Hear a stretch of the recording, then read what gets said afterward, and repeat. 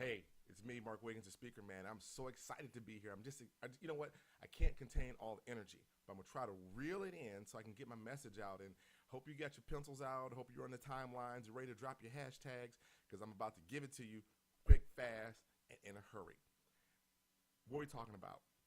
Today, I'm going to talk about the concept of permission to succeed. Permission. Permission to go and do what you want to do. Maybe many of you are out here listening to this and you're at the event and you're paying close attention because you're here and you want to get to the next level. Everybody talks about, I want to get to the next level, get to the next level. Well, unfortunately, to get to the next level, there's going to require a few things to happen.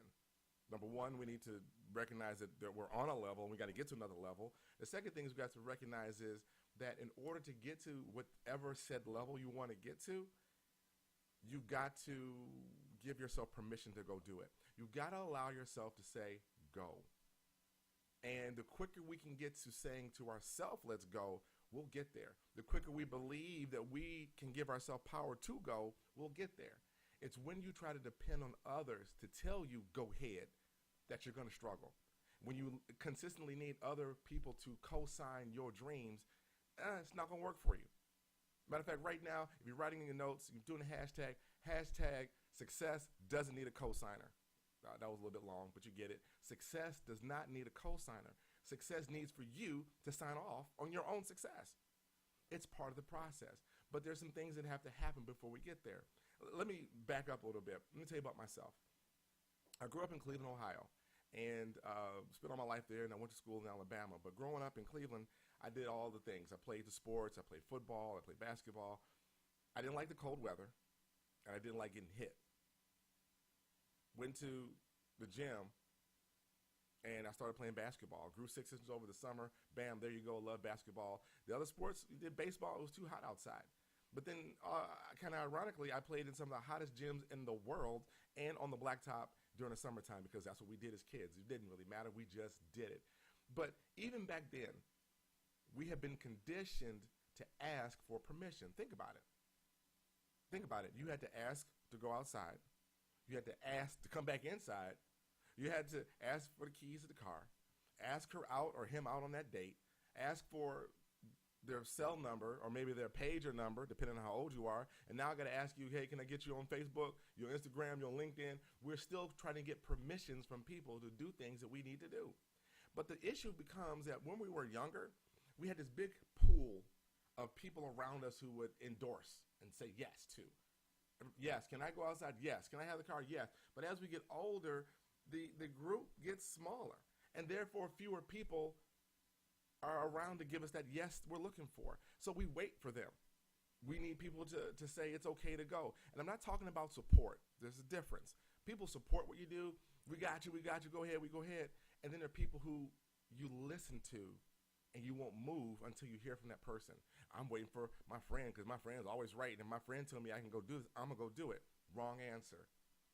You will spend a long, long time waiting for that friend or those friends to come to you and say, yes, go. And when you do that, here's a better question. If you're waiting for people to give you your yes or your go orders, are you really doing it for you? Or are you doing it for them? Is it their dream you're working on, or is it your dream you're working on? There's a difference.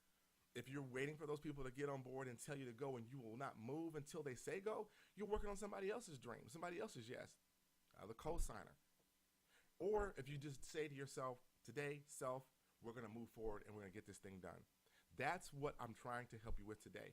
What I want to talk about is to give you a tool to help you learn to give yourself permission to succeed. Permission to succeed. Let me give you a little more backdrop about myself and how I became to understand about this thing called permission to succeed. And it was a hard, hard lesson. There's a lot of life-changing things that happened to put me in this point to be able to share with you so you maybe won't have to go through some of these learning curves. Several years ago, I used to be a franchisee. I owned part of a franchise, and we made cookies here in the Northern Virginia area. And we were one of the first stores in the Northern Virginia area, me and my business partner at the time. And we got into the store. Now, mind you, I went to school in Alabama, and I got a psychology degree and a communications degree. I didn't say anything about business, marketing, advertising, But there's something about when you have this right now, if you have that burning desire in you to go do something, put on the timeline, I got the burning desire. I got it. I need it. You got that disease, that entrepreneurial disease, or you got something that you really, really want to go do. Put it down and say, I got it. I got it. Because that's what I had. I didn't have all the knowledge base, but I had the passion, the hunger, and the drive. Hashtag, I got my PhD. I got my passion, hunger, drive. So sometimes all that's needed is to get that passion, hunger, and drive and go do. So we opened up this store with little or no knowledge. Went to cookie college. I do have a degree in cookology, right? I can make cookies. And we learned systems. Then we had to come back and start building a business. So we cracked the doors open, started doing business. Things were going splendidly. Business was growing.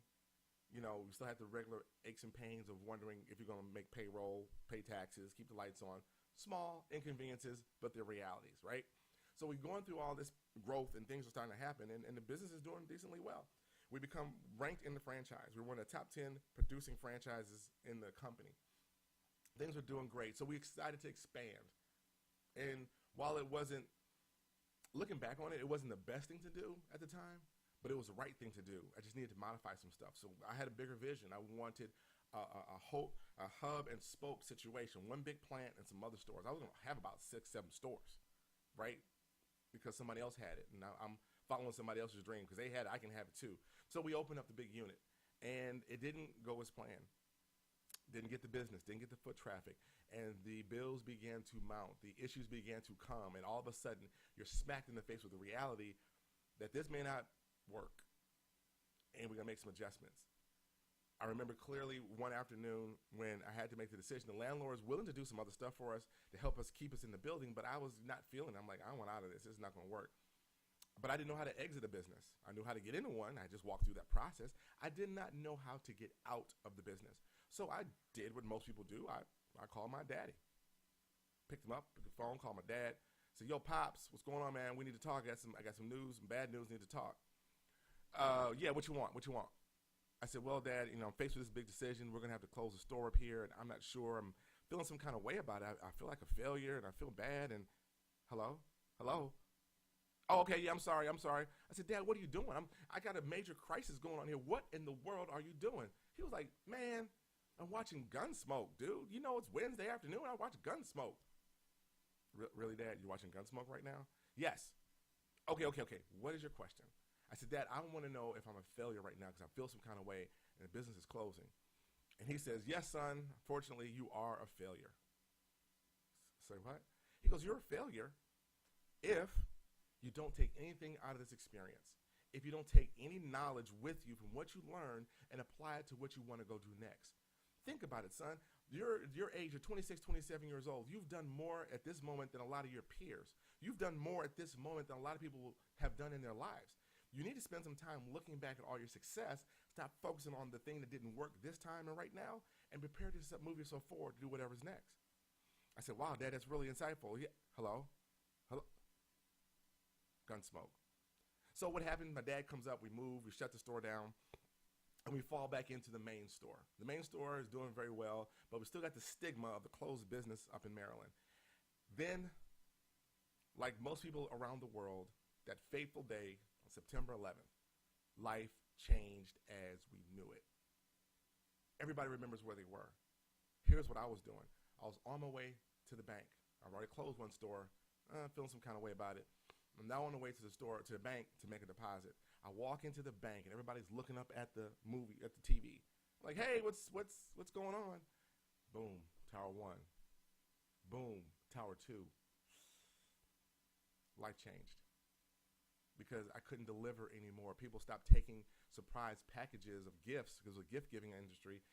They thought it was anthrax, so they sent it back. Government buildings shut down because they wouldn't let anybody into the dock. The government and federal buildings that I could just skip right up in there no longer had access. Business started taking a hit. Things were going bad. I'm fighting to survive. Business is slowing down. People are terrified. Anybody outside the D.C. area didn't quite feel the impact yet of what was happening. They couldn't comprehend it. New York knew. D.C. was right on top of that as well because of all the things that go on here, nation's capital, right? So we're struggling along. That was in September. Here comes my 9/11. It happened in October. I get a note from the landlord. I'm out of town. My store calls and says, Mr. Wiggins, they just put a sign in the window for rent. What?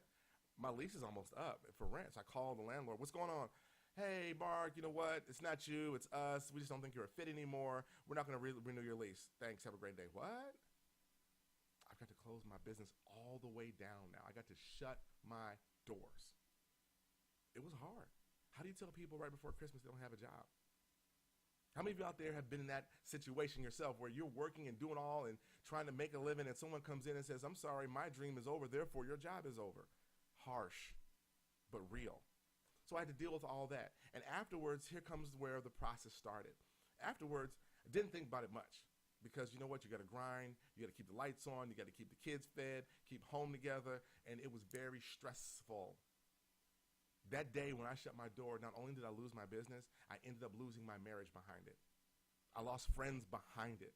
I lost myself behind it because I didn't know who I was or where I was going. All I knew what to do was survive. That's all I do is survive. You ever feel like that? That you just survive and you're just existing. There's no vertical in your life. It's all lateral. Everything is just going from here to here to here. There's no growth. There's no nothing. I had nowhere to turn. I was depressed. I didn't recognize it then, but I was actually depressed. I mean, I was just really like mourning the loss of the business. If you've lost something in your life and you've not dealt with the grieving process, it affects you. I had aversions. I didn't want to do any more businesses. I didn't want to do anything else by myself, for myself. I didn't want to make cookies. I didn't want to taste cookies. I ended up losing a few pounds, but I didn't want to do anything that dealt with cookie. I had cookie aversion. What I really had was a fear aversion. I was afraid. I'm just being transparent right now because a lot of people won't talk about this, but I know people out there right now are dealing with this issue at this moment. You are sitting here trying to get gassed up to go do the next best thing, and you're still scared. And you're still waiting for someone to say, you go. Oh yeah, it's awesome, you go, because you won't do it for yourself. But unfortunately, you're going to have to do it for yourself. You're going to have to give yourself permission. Let me do this. Let's take a pause. I'm going to give you a gift. I'm going to give my free gift out to you right now. I want you to take your phone, and I want you to create a new text, right? You're going to text the word Speakerman. That'd be me. Speakerman. Speakerman. All one word. And send it to 90210. Yeah, you heard it right. The show. Right. 90210. You'll never forget it. Text the word Speakerman to 90210. I'm going to give you my audio series of Permission to Succeed. It's a 6 CD series, digital series. Download on your phone, your iTablet or whatever, your mobile device, and listen to it. And hopefully you'll get some motivation out of it, because that's what I had to start the process to do, to get me moving, to get from where I like to say off the bench into the starting lineup. Because when bad things happen, you tend to take a seat, and things continue to happen. And you're going to have to make a decision on whether or not to get back in the game or stay on the bench. That decision will come. That decision will come, and you're going to have to make a decision what to do. Hopefully, you'll find the power within yourself to go and do it. Hashtag get off the bench. Somebody put that on the line for me. Hashtag get off the bench. Tweet that for me. Tweet me at Speakerman87, matter of fact, and I'll like it and reply to you. This is what it's going to take, because at that moment, I had to make some major decisions. What am I going to do? What am I going to do? Some people came into my life, some great mentors or whatever. Everybody tried to get me to get to this next level. One guy named Spencer, who I met working at Rite Aid, working night shift, old guy, just decided to tell me, take me on his wing, and he asked me the big question. He said, Mark, how bad do you want it? What? How bad do you want it? I said, how bad I want Spencer? I said, how bad do you want success? How bad do you want to get back on top? I said, I do. I really want it bad. He says, well, that's the big question, because if you really want it, you're going to have to learn to give yourself the permission you need to go get it. Now, we're dealing with all that issues, and I told you my marriage had fallen apart, and one of the nights we had a big fight, and words have flown, and, who knows what said what, but I know I retorted back like, Venus off the baseline, and bam, here's a volley for you. And I said to my ex-spouse, I said, you know what? I don't need your permission to be successful. Oh, that was pretty good. Let me write that down. And I started meditating on that thought. I said, you know what? I don't need you to tell me to be successful anymore. I need to give it to myself, because if I don't give it to me, then who else will? They've taken everything from me. Everything is gone except my will, right? My passion, my hunger, my drive. I've got that. That's what I need to get going. So I began to go through the process. I began to find ways to get back on top. It was a slow burn. It was a slow process. But I remember doing some things, and I want to share with you like one of the major points. I don't have time to get in all of it, but if you text me at Speakerman at 90210, you'll hear the rest of the story. But here's one of the things I want to talk about. And one major concept is forgive yourself for wasted time. Forgive yourself for wasted time. This concept is crucial to the starting process of moving forward. We spend a lot of time looking to the back and talking about woulda, coulda, shoulda, and what about this and who did what, and we want to assign blame. It doesn't really matter. I did that with the business, and when it failed, it wasn't my fault. It wasn't my fault. I was in denial, not the river, but in denial, right? And I had to eventually own my peace. This is mine. Mark, you did this. Yes, I did. I had to take my own from the divorce. Mark, you did this. Yes, I did. Now what? Now what? Don't waste the time. You didn't waste time. Like my dad said, if you're not taking a lesson away from it, then you have wasted time and you failed. But if you're taking something with it to apply to make yourself better, you're on your way to success. Getting off the bench is where you're getting to. So in this concept of forgive yourself for wasted time, there are 4 principles I'm going to give you right now. So get your notes ready. Write this down. I want really to write these 4 principles down. These are the beginning steps to where you want to go. There's a common quote people like to say, the journey of 1,000 miles begins with 1 step. Well, that's not the exact quote. The exact quote goes like this. The journey of 1,000 miles begins under one's feet. It begins under one's feet. So when you're ready to take that journey to go move and you set your goals and do whatever, that's when the journey begins, not at the first step. Because you can take a first step and not know where you're going. You're wasting time. So start backing the process up, know where you want to go, and you've begun your journey. That's how we're going to get you back on your feet and give yourself the permission that you want. Let's go. Concept number 1. Concept number 1 is to have that conversation with yourself. Have that conversation with yourself. You know, remember at the job, hey, you want to come in? We need to have a talk. HR has showed up and they've come in and pulled you to the side and said, we got to have a conversation. Ooh, never a good thing. But this is the thing that you must have with yourself in order to get moving. The conversation with yourself is probably going to be one of the most brutally honest, hurtful, acknowledging conversations you'll ever have with yourself. But it's so necessary because you need to get it out of you and get it into the ether and let it go and dissipate and go where it needs to go. As long as it's out of you, then we can be real with ourselves. You close the door and you just go at it. You call yourself out. You know what, Mark? You were a slacker. You didn't do your job. Yeah, you're right. I slacked. Well, what are you going to do about it? I don't know. I'm going to find some plans. I'm going to join the program. I'm going to get some coaching. I don't know. We're going to make it happen. And you just go and you walk through the points and you just have it out. Because we internalize a lot of stuff, and we internalize, it starts affecting us emotionally, with our physiology. Everything happens to us bad, and we internalize things. So we need to get it out. Be truthful. Be honest. Be brutally honest to yourself. To thyself be true is what the concept is for that. Have that conversation with yourself. Point number 2, stop pressing the rewind button. Stop pressing the rewind button.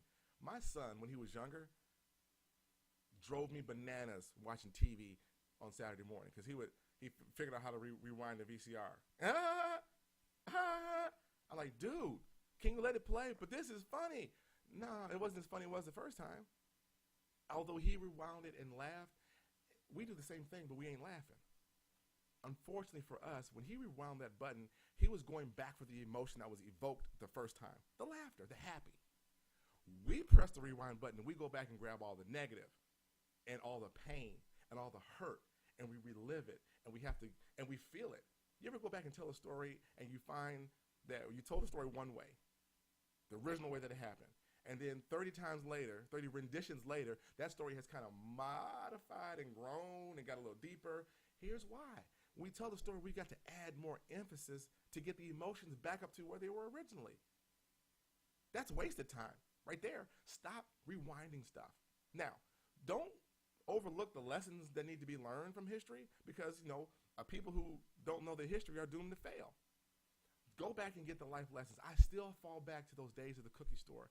On my experience now as an executive director, when I'm doing coaching, when I'm doing speaking, when I'm doing training, I go back to those as my life stories to help other people not have these problems. I'm telling you where I failed. I mean, I learned from it, and this is what I learned. If you're doing that, stop pressing the rewind button.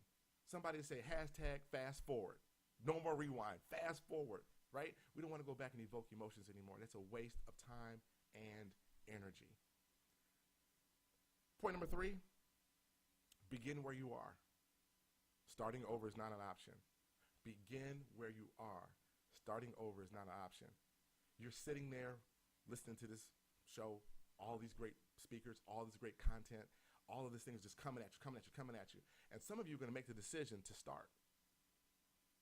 Some of you will. Matter of fact, all of you are probably pumped at this point. Hopefully, you're excited about my presentation because I know I'm trying to keep it together because I got this video. Usually I'm running around on the stage. I'm trying to keep it together because my energy is like way up here. But you've got to begin where you are. And the thing about beginning where you are, it doesn't require a memo. It doesn't require a Facebook post. It doesn't require a tweet. All it requires is for you to say in your mind, I'm starting. And we're going to go get it. Even if you start and fail, we're going to start over again and do it again. Begin where you are. You can't go back. Think about this. Think about the 4x100, the relay race, right? Runner A goes to runner B goes to runner C goes to D, and runner D brings it back home, baby. Brings it all the way back around. Woohoo! 4x100 happens in seconds. Well, what if the 4x100 went like this? Runner A goes to runner B. Runner B now turns and goes back to the starting line and then runs to runner C. Runner C turns around and goes back to the starting line, and it goes around, and then they get around to D, and D has to come all the way back to the beginning and then go all the way around to the end. That's not even right. And you will just get disqualified. It doesn't even work that way. But that's what we do. We want to go back and try to fix and repair and try to redo stuff. And if I had it all over to do it again, I would do it the same way. Most people say, I would do it differently.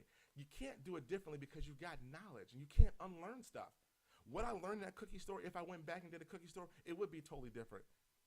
Even if I tried to do it the same way, I could not because my knowledge base is way too much expanded than what it was when I started at 27. So it's impossible to go back to the beginning. But what is possible is to begin where I am, taking what I've learned and what I've known and what I've experienced and what I've felt and move forward to where I want to go. Begin where you are. Starting over is not an option. Number 4, my mom gave me this one. Moms is this cool. Moms will tell you, she's the one that's going to keep it real for you. Baby, you know what? That's just not going to work for you. That's not who you are. You ever get that call from your mom?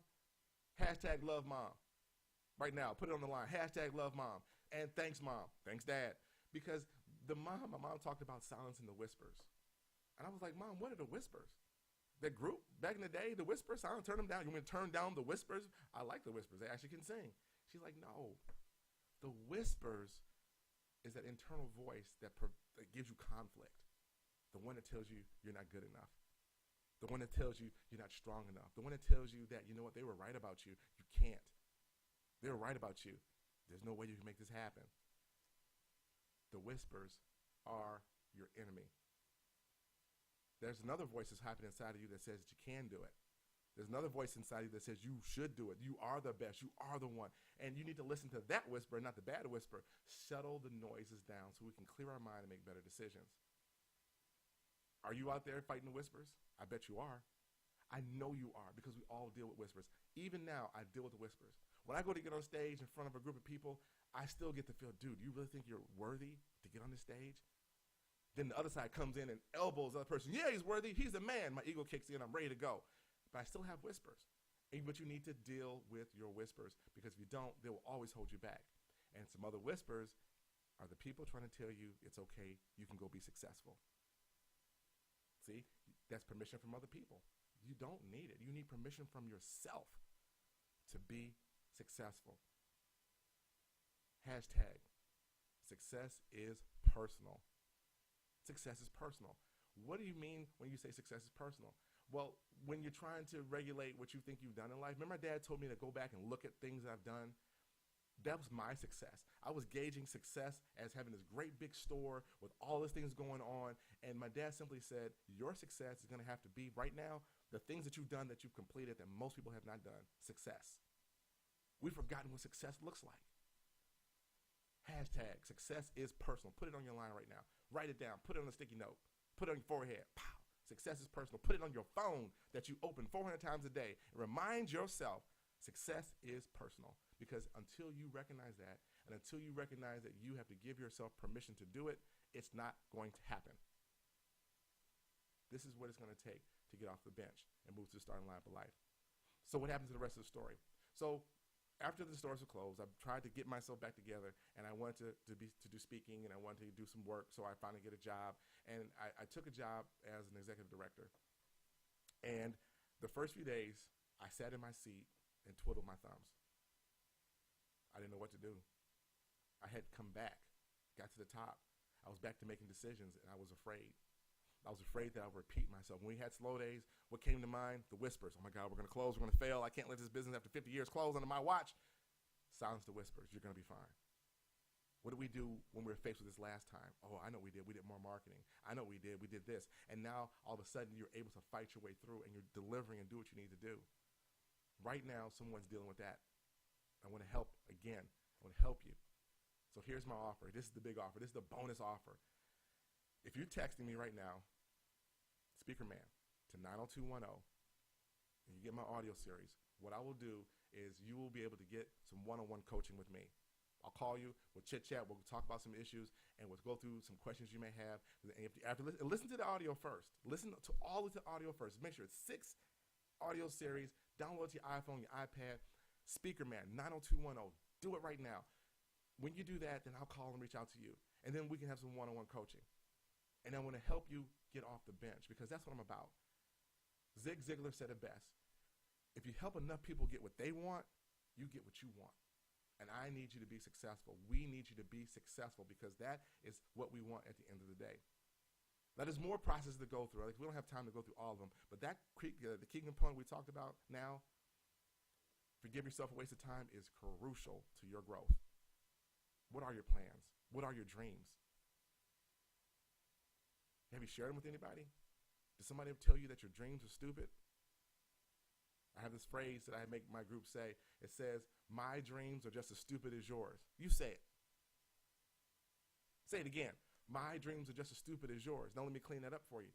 I'm not saying what you want to do is stupid. I'm not saying that you're stupid.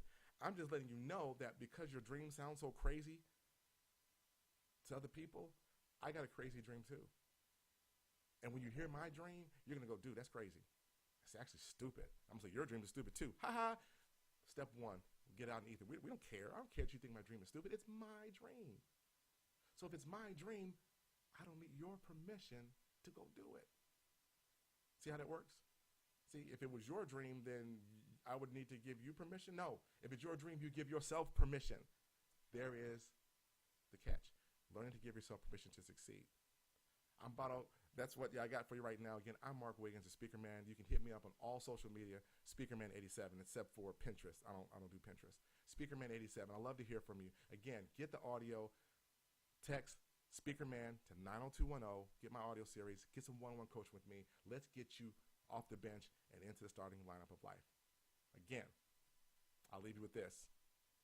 As my daddy always said, if you can reach your dreams with a step ladder, then they're probably too low. I'll see you in the game. Take care.